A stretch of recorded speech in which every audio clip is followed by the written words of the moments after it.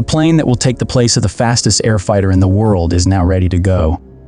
After 10 years of guesses and unconfirmed rumors about how the SR-72 was being made, the US has finally released details that have shocked everyone around the world. This news, which includes what the son of Blackbird can do and how it was designed, has sent shockwaves through the aviation world and has made US allies nervous. What high-tech features does this future plane have? Which of these stories about this plane is true?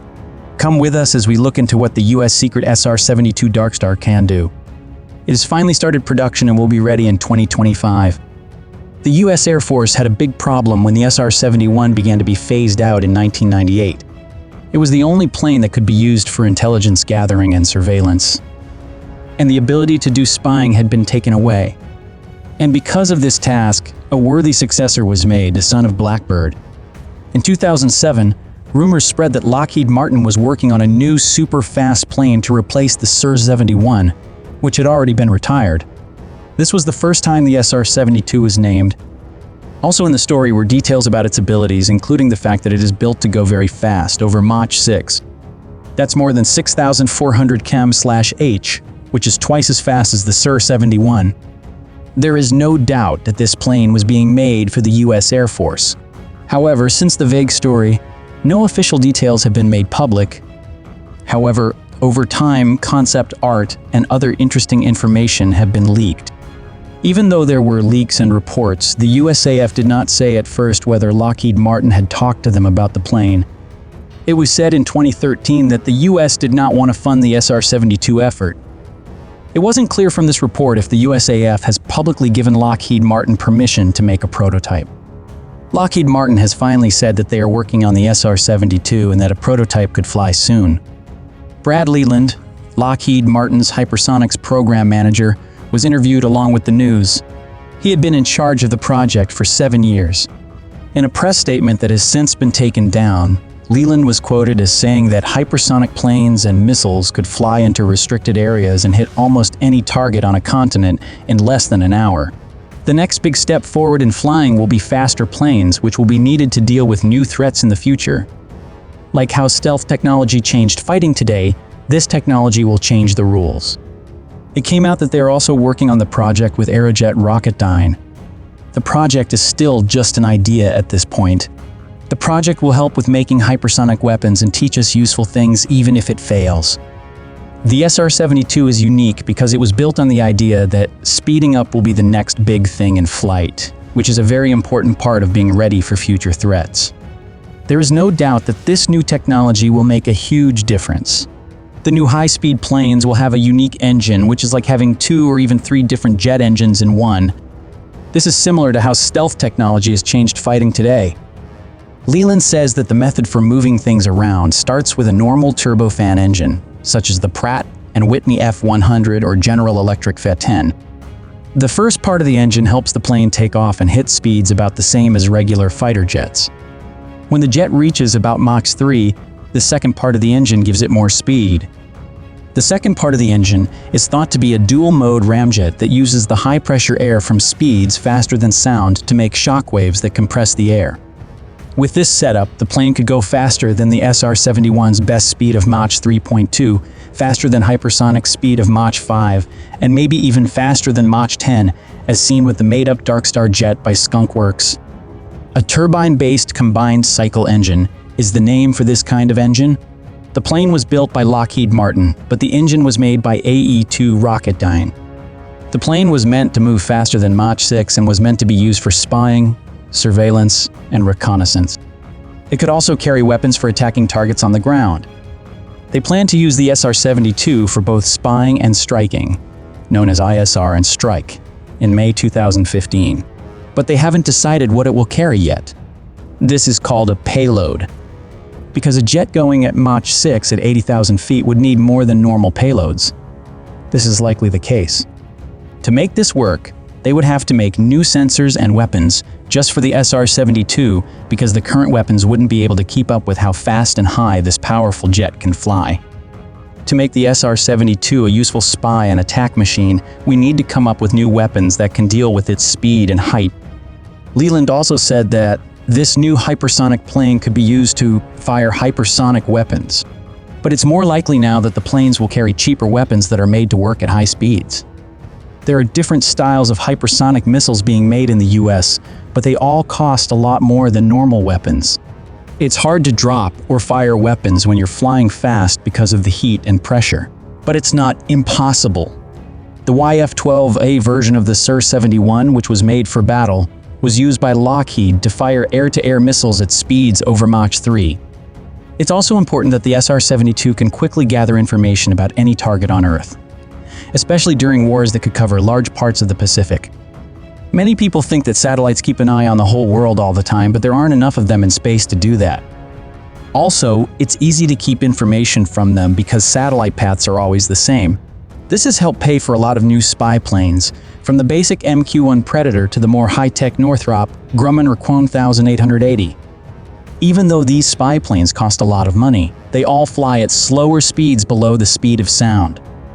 This means that how quickly you get information relies on where the plane is and whether it's spare. A cross-country trip would take more than 10 hours, and the MQ-9 could fly for more than 24 hours. It would take over an hour to fly from New York to Boston at its top speed of 230 mph. If an airplane could reach Mach 6, it would take less than 5 minutes to fly from New York to Boston, and about 30 minutes to fly from New York to Los Angeles. Rob Weiss, Executive Vice President of Lockheed Martin's Skunk Works, told the media that testing of the SR-72's turbine-based hypersonic engine was now complete. He also said that they were getting ready to work on an SR-72 version for flight study. It was about the size of an F-22 Raptor and was meant to show that it could take off with a normal jet engine, speed up to supersonic levels, and then switch to a dual-mode scramjet engine to go faster than Mach 6. By September 2017, some people said they saw the plane flying over Palmdale, California, which is where Skunk Works is based. Chief Strategy Officer at Lockheed Martin Jack Oyen stated in February 2018 that the SR-72 flight vehicle was already in the air. As the SR-72 got more attention, he also told the Wall Street Journal that it was maneuverable at hypersonic speeds and that the engine started every time. President Vladimir Putin of Russia showed off some new weapons. 2 of them are rocket systems that can fly faster than Mach 5, which is pretty cool. It was announced that Lockheed Martin would no longer talk about the SR-72 on its website and would no longer post updates from its leaders. In the second quarter of 2022, however, the company kept working as if the SR-72 had never been a part of their plans. Lockheed Martin said it lost $225 million on a secret aerospace project. But 3 months later, new information showed that the customer had agreed to change the terms and prices of the contract, so Lockheed Martin wouldn't have to pay for all the extra costs. Now that the losses have reached $335 million, it looks like the project will cost a lot more than it did before.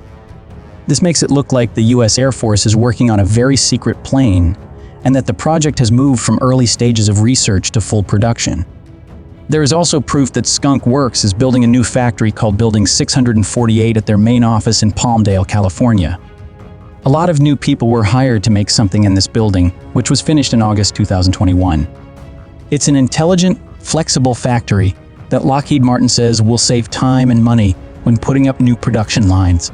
The building is 215,000 square feet. They do this with the help of very powerful AI, with augmented reality and big robots. They're called Cobras, which stands for Combined Operation Bolting and Robotic Auto Drill Systems. At that time, Skunk Works showed off these brand new robots while they were working on the Quest, or X-59 Quiet Supersonic Transport Test Aircraft. Still, other details show that Skunk Works is working on more than 2 test projects in Building 648 since February 2018, when the SR-72 was last seen by the public. Lockheed Martin grew its Advanced Development Programs unit by 75% until September 2023. They hired more than 2,300 new people, and there are still many more job openings.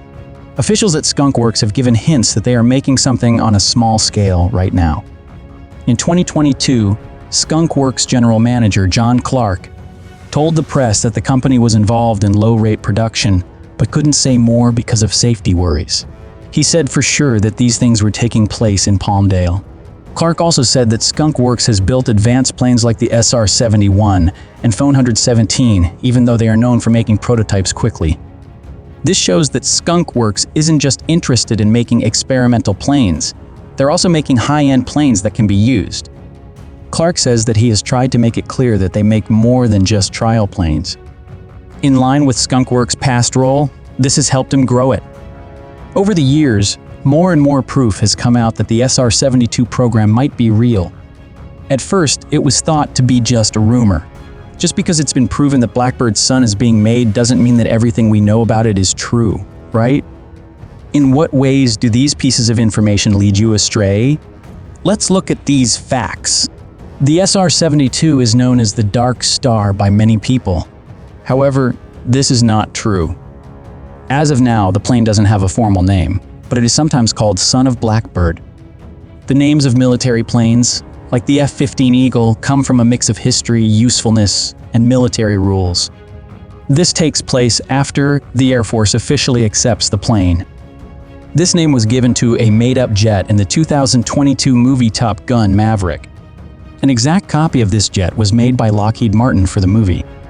It was about 69.5 feet long and had wings that were 5.5 feet wide. Lockheed Martin made some of the parts, like the controls inside the cockpit, which were real mock-ups.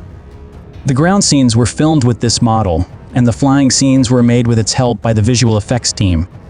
For scenes where the plane takes off and flies, an F-18 jet was used, but later a computer version was used instead.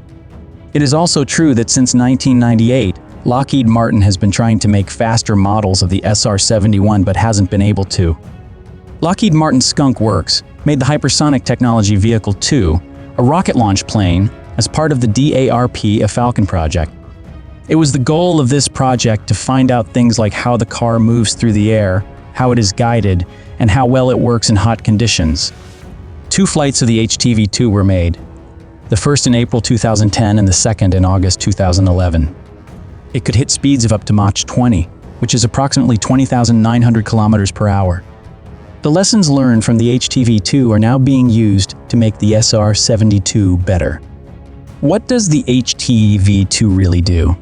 It's a robotic plane that was made to fly very fast through Earth's atmosphere, and it had the power to speed from New York City to Los Angeles in less than 12 minutes. Also, the SR-72 will likely be a hypersonic reconnaissance plane with cutting-edge technology that will be used for tasks similar to those of the SR-71. And if it has hypersonic rockets like Lockheed Martin's high-speed strike weapon, it will be able to hit targets anywhere in the world in an hour. In theory, the plane's fast speed should make it easy for it to fly through restricted areas. The SR-72 is part of the US Air Force's plan for hypersonic technology, and it could also be used for combat tasks. Another theory that has been proven to be true is that the SR-72 may have 2 different kinds of engines. Turbojets and turbofans are types of regular jet engines that can take off and land at slower speeds, but can't keep up with hypersonic speeds. Yet, engines that can reach speeds faster than sound can't be used for takeoff or landing. This means that the SR-72 will definitely have a turbine engine in order to hit Mach 3 speeds. After that, a dual-mode ramjet will take over to keep the plane moving at speeds faster than sound. It's possible that the SR-72 will use very high-tech materials. The X-43 and X-51 were experimental planes that were mostly made to test scramjet technology. The SR-72, on the other hand, is supposed to have more features and functions. It could be made of things like carbon-carbon compounds. The latter can handle more heat than the steel used in the SR-71. The SR-72 has a hard time dealing with the heat that comes from flying at Mach 6. There are 2 different ways to handle this. A cold structure is used, like the heat-resistant tiles on spaceships, and a warm structure is used, made of things like titanium. It is also likely that the SR-72 will be made to be fast, stealthy, and adaptable. The prototype could have advanced features that older hypersonic planes didn't have, such as an eye for self-flight.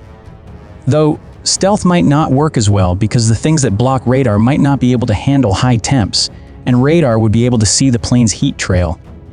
But because it is so fast, it would be able to get away from most non-hypersonic weapons, so these worries aren't as important. Perhaps it needs a certain kind of power. Like the SR-71, it could use a strange fuel like Jeep 7, which was made for the SR-71's high-speed tasks.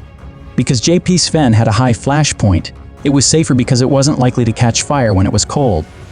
It also kept the engines and other parts of the plane cool.